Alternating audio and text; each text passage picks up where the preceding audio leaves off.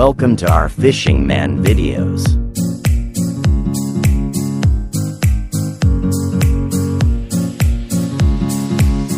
Hello friends, നമ്മളിന്നിവിടെ betta ഫ്രൈസിനെ ഒരു 10 ദിവസമൊക്കെ കഴിയുമ്പോൾ നമ്മളെങ്ങനെ ടാങ്കിലേക്ക് മാറ്റാമെന്നാണ് ഇവിടെ വീഡിയോ ചെയ്യുന്നത്. ഇതൊരു 4 അടി കൂടുതൽ നീളമുള്ളതും അതുപോലെ ഒരു 1.5 അടി വീതിയുള്ള ടാങ്കാണ്. ഇതിലേക്ക് ആദ്യം വെള്ളം നിറയ്ക്കുക. അതിനുശേഷം മിഥൈൻ ബ്ലൂ ഒരു 2 ഡ്രോപ്പ് ഇതിലൊഴിച്ചു കൊടുക്കുക.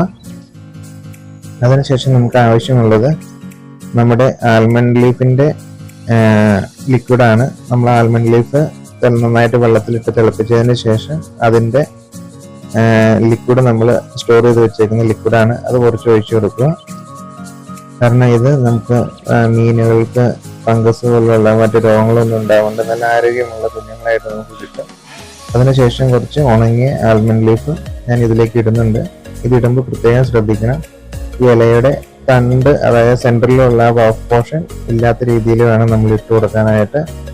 എന്നാലാണ് അതിൻ്റെ കാണാക്കി ഇറങ്ങുള്ളൂ. ഈ തണ്ട് ഇട്ട് കൊടുത്തിട്ടുണ്ടെങ്കിൽ വെള്ളത്തിൽ കിടന്നത് ചീഞ്ഞ് വെള്ളം പെട്ടെന്ന് അഴുക്കാവാൻ ചാൻസ് കൂടുതലാണ്. അതുകൊണ്ട് ആ ഭാഗം ഒഴിവാക്കുക.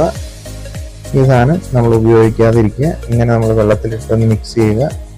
മിക്സ് ചെയ്തതിന് ശേഷം നമുക്കിനി ഇതിലേക്ക് 2 ദിവസം കഴിഞ്ഞതിന് ശേഷമാണ് നമ്മൾ ഫിഷിനെ ഇതിനകത്തേക്ക് എടുത്തുള്ളൂ. അപ്പോൾ നമുക്ക് ആവശ്യത്തിനുള്ള വെള്ളം കൂടി ഇതിനകത്തേക്ക് മിക്സ് ചെയ്തിട്ട് 2 ദിവസം വെയിറ്റ് ചെയ്യാം. ഇതിപ്പോൾ 2ാമത്തെ ദിവസമാണ്. ഇതിലേക്ക് കുറച്ച് വാട്ടർ പ്ലാന്റ് കൂടി ഞാൻ ഇട്ട് കൊടുക്കുന്നുണ്ട്. അതിനുശേഷം നമുക്ക് കുറച്ച് ഉണങ്ങിയ വാഴയില, മീൻകുസൂര്യ പോലുള്ള സൂക്ഷ്മജീവികൾ ഉണ്ടാകാൻ വേണ്ടിയിട്ടാണ് കുറച്ച് ഉണങ്ങിയ വാഴയില ഇതിലേക്ക് ഇട്ട് കൊടുക്കാം. അതിനുശേഷം നമുക്ക് ബീറ്റ ഫ്രൈസിനെ ഇതിലേക്ക് മാറ്റാം. ഇതിപ്പോൾ ഏകദേശം ഒരു 10 ദിവസത്തിൽ കൂടുതലായ കുഞ്ഞുങ്ങളാണ്. ഇത് കാണുന്നതെല്ലാം കുഞ്ഞുങ്ങളാണ്. അതിൻ്റെ അകത്ത് വേറെ അഴുക്കും കാര്യങ്ങളൊന്നുമില്ല. ഇതെല്ലാം കുഞ്ഞുങ്ങളാണ്. അപ്പോൾ നമുക്കിത് ഒറ്റ ടാങ്കിലേക്ക് ആക്കുന്നില്ല. ഇത് ഞാൻ 2 ടാങ്കിലാണ് ആക്കാൻ പോകുന്നത്. അപ്പോൾ നമുക്ക് ആദ്യം ഇതിലേക്ക് കുറച്ച് ഫ്രൈസിന് നമുക്ക് ഇറക്കി വിടാം. ഇറക്കി വിടുമ്പോൾ പ്രത്യേകിച്ച് ഒന്നും ചെയ്യാനില്ല. 2 ദിവസത്തെ വെള്ളമാണ്. ടെമ്പറേച്ചറൊക്കെ ഏകദേശം ഒരേ ലെവലായെന്ന് അറിഞ്ഞതുകൊണ്ടാണ് ഞാൻ നേരിട്ട് ഇറക്കുന്നത്. കാരണം അല്ലെങ്കിൽ നമ്മൾ നേരിട്ട് എടുക്കുമ്പോൾ ഫ്രഷ് ആയിട്ടുള്ള വെള്ളത്തിലേക്ക് ആകുമ്പോൾ ഇവിടുത്തെ ടെമ്പറേച്ചറൊക്കെ ഒന്ന് മെയിൻറ്റെയിൻ ചെയ്തില്ലെങ്കിൽ അവർക്കത് ഹെൽത്ത് ഇഷ്യൂസൊക്കെ ഉണ്ടാവും. നമുക്കിപ്പോൾ ഇത് ഉറപ്പുണ്ട്. അതുകൊണ്ട് തന്നെയാണ് നമ്മൾ ഇതുപോലെ നേരിട്ട് ഇറക്കാൻ പോകുന്നത്.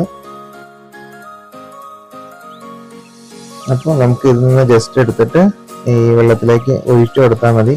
ചില മീനുകൾ നമുക്ക് ഇതിൻ്റെ അകത്ത് കാണാം, ഷൂട്ടർ എന്ന് പറയും. ഷൂട്ടർ മീനുകൾ ചെറുതൊക്കെ പെട്ടെന്ന് വലുതായിട്ടുണ്ട്. ബാക്കിയെല്ലാം ചെറിയ മീനുകളാണ്.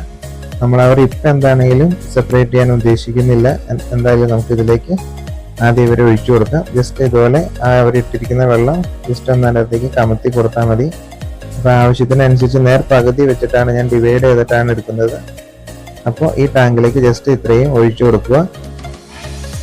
ബാക്കിയുള്ളത് നമ്മൾ മറ്റൊരു ടാങ്കിലേക്കാണ് വെക്കാൻ പോകുന്നത്.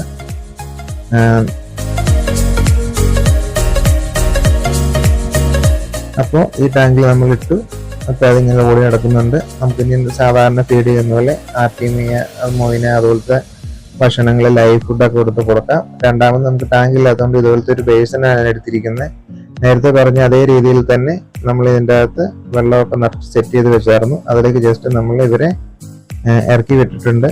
വേറെ നമുക്കൊന്നും ചെയ്യേണ്ട ആവശ്യമില്ല. ഇനി നോർമൽ ഫീഡ് ചെയ്താൽ മതി. ഒരു 10 ദിവസമൊക്കെ കഴിയുമ്പോൾ നമുക്ക് ഇതുപോലെ ചെയ്യാം. ഇത് നേരത്തെ ഇറക്കി വിട്ട ഒരു സെറ്റാണ്. അപ്പോൾ ഇതുപോലത്തെ ബീറ്റയുമായി റിലേറ്റഡ് ആയിട്ടുള്ള വീഡിയോസിനായി ഈ ചാനൽ സബ്സ്ക്രൈബ് ചെയ്യാത്തവർ സബ്സ്ക്രൈബ് ചെയ്യാൻ മറക്കരുത്. Thanks for watching the video.